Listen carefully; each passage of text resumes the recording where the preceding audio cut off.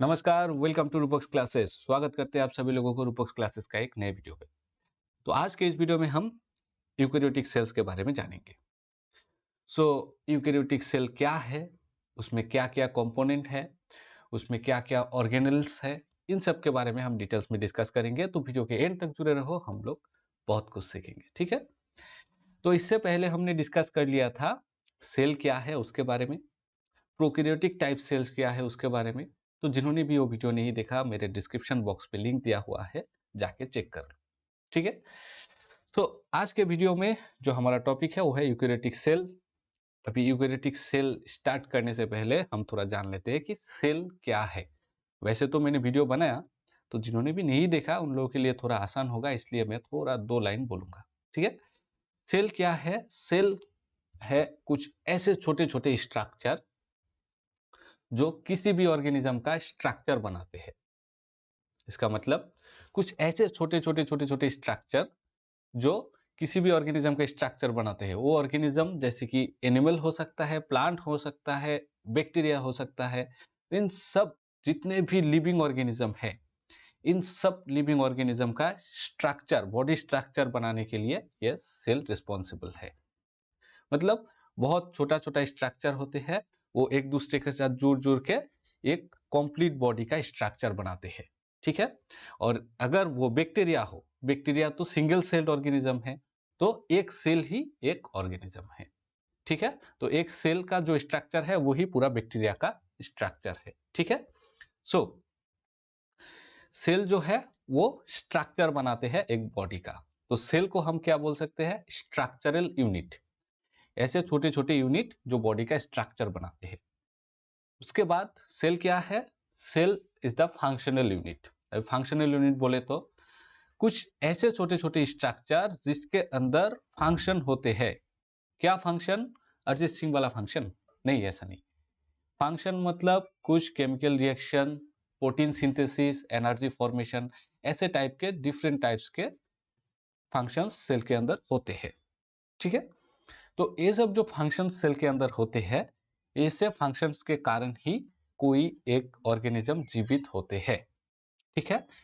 इसका मतलब हम ये बोल सकते हैं कि सेल एक ऐसा स्ट्रक्चर है, एक ऐसा यूनिट है जिसके अंदर फंक्शन होते हैं और उसी फंक्शन के कारण किसी भी एक बॉडी का मतलब जितने भी फिजियोलॉजिकल फंक्शन हो, उसका मैकेनिकल फंक्शन हो, वो सब परफॉर्म होने में मदद करते हैं, ठीक है? So cell is the functional unit. छोटे-छोटे ऐसे यूनिट जिस यूनिट में फंक्शन होते हैं और जिसके कारण पूरा बॉडी का पूरा फंक्शन कंप्लीट होता है, ठीक है? ओके। सो ये जान लिया सेल के बारे में। सेल क्या है? Structural and functional unit. Okay, अभी हम सेल के 2 टाइप्स को देखते हैं, ठीक है? सेल 2 टाइप्स के होते हैं जनरली। उसके स्ट्रक्चर के ऊपर बेस्ड करके सेल 2 टाइप्स के होते हैं। एक को हम बोलते हैं प्रोकैरियोटिक टाइप सेल, दूसरा यूकेरियोटिक टाइप सेल, ठीक है? ये कैसे होते हैं, स्ट्रक्चर में क्या डिफरेंस होते हैं दोनों में, थोड़ा बेसिक देख लेते हैं, ठीक है? ताकि कोई अगर पूछे कि क्या बेसिक डिफरेंस है दोनों में, तुम लोग बोल पाओ, ठीक है? प्रोकैरियोटिक टाइप सेल में क्या होते हैं, ये जो सेल होते हैं, सेल के बाहर एक सेल मेम्ब्रेन होते हैं, ठीक है? सेल मेम्ब्रेन, ये सब तो बेसिक है, ओके? उसके बाद अंदर रहेंगे एक फ्लूइड लाइक सब्सटेंस जिसे हम बोलते हैं साइटोप्लाज्म, ठीक है? यहाँ पे ही बहुत सारा केमिकल्स जैसे कि एंजाइम्स, प्रोटीन्स, ये सब रहते हैं, ओके? और यहाँ पे रहते हैं एक जेनेटिक मटेरियल जो कि ऐसे नेकेड है और फ्रीली इस फ्लूइड में फ्लोट करता रहता है, ठीक है? इसे हम नेकेड डीएनए भी बोलते हैं। तो यहाँ पे प्रोकैरियोटिक टाइप सेल पे ये जो डीएनए है, इसके बाहर किसी भी तरह का कवर नहीं है, ठीक है?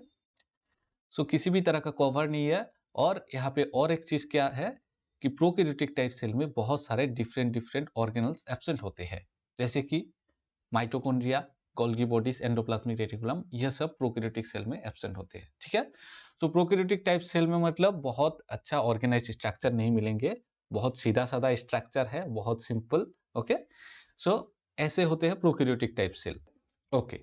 और इस साइड में हम जब यूकेरियोटिक सेल को देखेंगे तो यहाँ पे हमें मिलेगा कि सेल मेम्ब्रेन तो होगा ही, ठीक है? सेल मेम्ब्रेन अंदर होगा साइटोप्लाज्म, फ्लूइड लाइक सब्सटेंस, इसमें होंगे ऑर्गेनाइज्ड न्यूक्लियस, ठीक है? एक मेम्ब्रेन बाउंड स्ट्रक्चर होगा और उसके अंदर होगा जेनेटिक मटेरियल। ठीक है, अभी यहाँ पे देखो, यहाँ पे साइटोप्लाज्म में ही डायरेक्ट वो जेनेटिक मटेरियल फ्लोट कर रहा था, लेकिन यहाँ पे क्या हुआ, ये साइटोप्लाज्म के अंदर और एक स्ट्रक्चर है जिसका नाम है न्यूक्लियस। न्यूक्लियस बनते हैं मेम्ब्रेन से, ठीक है, उसके बाहर एक मेम्ब्रेन रहता है जिसको हम बोलते हैं न्यूक्लियर मेम्ब्रेन, और उसी न्यूक्लियर मेम्ब्रेन के अंदर होते हैं जेनेटिक मटेरियल। अभी देखा कि जेनेटिक मटेरियल के बाहर यहाँ पे कॉपर है, ठीक है, जो कि प्रोकैरियोटिक टाइप सेल में नहीं था।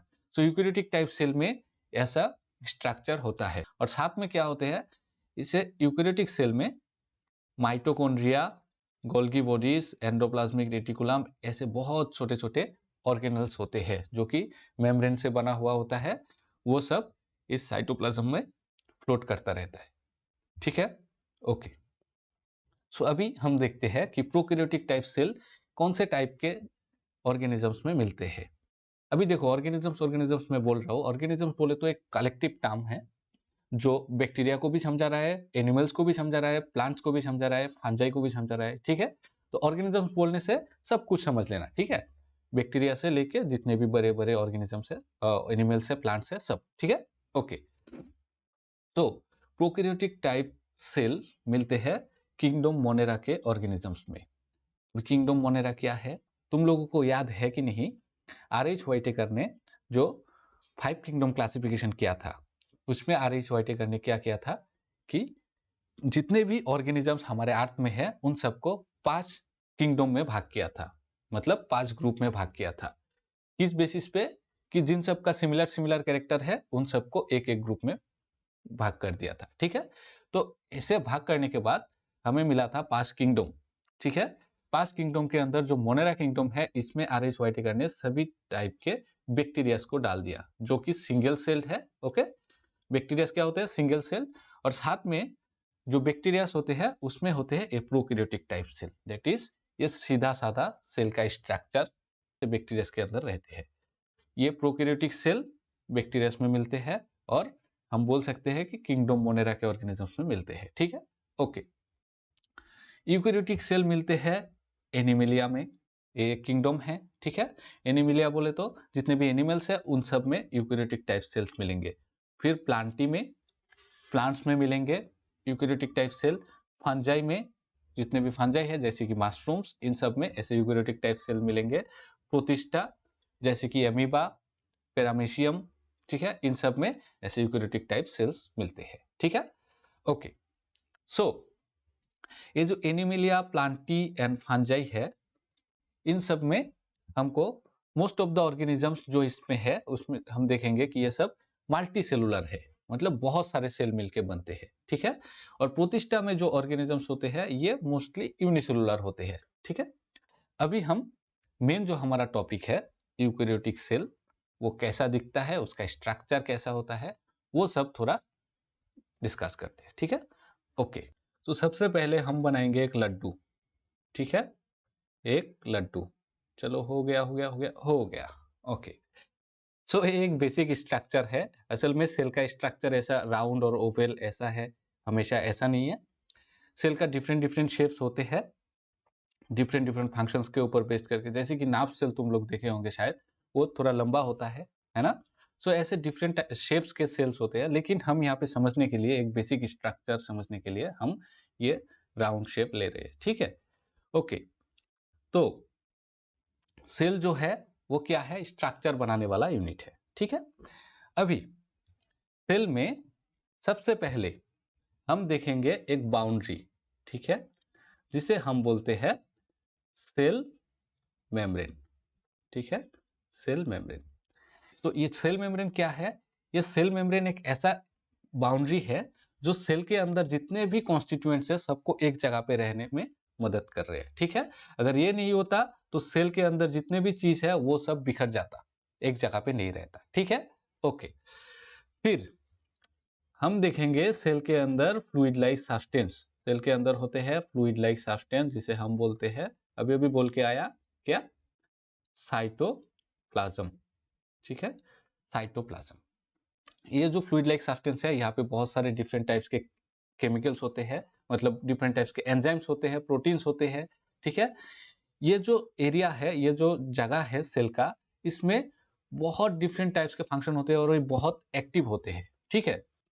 यूकेरियोटिक सेल में सबसे महत्वपूर्ण बात यह है कि यूकेरियोटिक सेल में ऑर्गेनाइज्ड स्ट्रक्चर रहते हैं, ठीक है। उसमें बहुत सारे ऑर्गेनाइज्ड स्ट्रक्चर रहते हैं। प्रोकैरियोटिक सेल में ऐसे ऑर्गेनाइज्ड स्ट्रक्चर एब्सेंट होते हैं, लेकिन यूकेरियोटिक सेल में ऑर्गेनाइज्ड स्ट्रक्चर रहते हैं। ऑर्गेनाइज्ड स्ट्रक्चर क्या है? कुछ ऐसे छोटे छोटे स्ट्रक्चर जो सेल के अंदर होते हैं, वो सब भी क्या होते हैं? मेम्ब्रेन से बना हुआ होता है, जिन सबको हम बोलते हैं ऑर्गेनेल्स, ठीक है। Cell organelles, cell organelles present होते हैं। बहुत सारे डिफरेंट टाइप्स के सेल ऑर्गेनेल्स प्रेजेंट होते हैं। ये सब क्या है? ये सब मेम्ब्रेन बाउंड स्ट्रक्चर है। मेम्ब्रेन बाउंड छोटा छोटा स्ट्रक्चर है जो डिफरेंट टाइप्स के फंक्शन परफॉर्म करते हैं। अभी ऐसा समझ सकते हो जैसे कि हमारा बॉडी है, बॉडी में डिफरेंट डिफरेंट ऑर्गेन्स है। हार्ट का काम डिफरेंट है, ब्रेन का काम डिफरेंट है, किडनी का काम डिफरेंट है। सब डिफरेंट डिफरेंट फंक्शन परफॉर्म कर रहे हैं। इसी तरह से सेल के अंदर जितने भी ऑर्गेनल्स है, सबका डिफरेंट डिफरेंट फंक्शंस है, ठीक है। सब अलग अलग टाइप के काम कर रहे हैं। कोई ना कम कर रहा है ना कोई ज्यादा कर रहा है, सब समान समान, सब एक है, सब डिफरेंट डिफरेंट फंक्शन परफॉर्म कर रहे हैं, ठीक है। ओके, सो सबसे पहले हम एक ऑर्गेनल्स के बारे में जानते हैं। वो क्या है? इसे हम हेडक्वार्टर बोल रहे हैं या फिर हेड ऑफिस बोल रहे हैं, ठीक है। ये है न्यूक्लियस, ठीक है, न्यूक्लियस।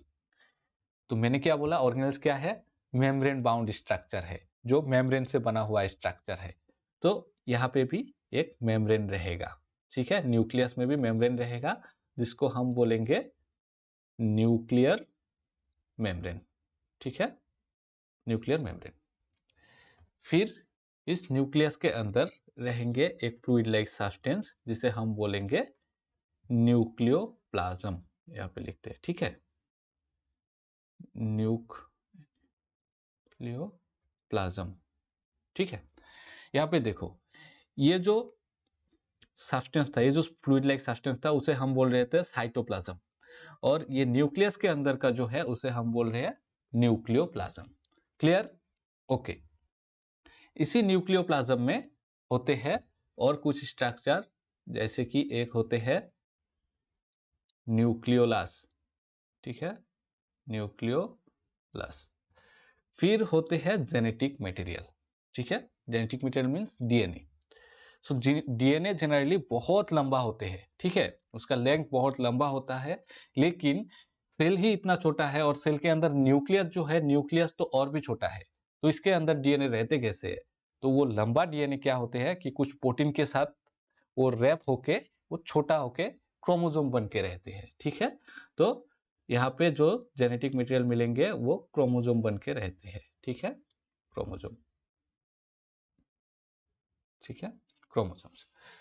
सो ये हो गया न्यूक्लियस, ये एक सेल ऑर्गेनल्स है। अभी इसका डिफरेंट डिफरेंट फंक्शन है, जो हम एक एक वीडियो में डिस्कस करेंगे, अलग अलग वीडियो बना के, क्योंकि बहुत डिटेल्स में जानना है हम लोगों को, ठीक है। ओके, सो ये न्यूक्लियस हो गया, ये हो गया एक cell organelles. Next next cell organelles हम बात करते हैं माइटोकॉन्ड्रिया के बारे में, ठीक है। ये माइटोकॉन्ड्रिया भी एक मेम्ब्रेन बाउंड स्ट्रक्चर है, ठीक है, माइटोकॉन्ड्रिया, ठीक है। ये जो माइटोकॉन्ड्रिया है, इसका एक बहुत इंपॉर्टेंट फंक्शन है। वो क्या है? एनर्जी बनाना, ठीक है। तो हम बात कर रहे हैं, तुम लोग समझ रहे हो, फिर किसी भी तरह का चीज किसी भी तरह का काम कर रहे हो, लिख रहे हो, सब जगह पे एनर्जी चाहिए। तो वो एनर्जी प्रोवाइड कौन करता है? वो एनर्जी ये माइटोकॉन्ड्रिया प्रोवाइड करता है। कैसे? यस, हम लोग कुछ खाते हैं, वो तो कॉम्प्लेक्स फॉर्म में खाते हैं, जैसे कार्बोहाइड्रेट, प्रोटीन, वो सब खा रहे हैं। लेकिन वो डायरेक्ट एनर्जी हम नहीं खा रहे। तो उस कॉम्प्लेक्स फॉर्म से हमको एनर्जी बनाना पड़ता है। वो काम ये माइटोकॉन्ड्रिया करते हैं, और अल्टीमेटली हमको एनर्जी प्रोवाइड करते हैं in the form of ATP. ATP के रूप में वो एनर्जी हमें देते हैं, और वही एटीपी अल्टीमेटली हमारे बॉडी का डिफरेंट डिफरेंट फंक्शन में मदद करते हैं, ठीक है।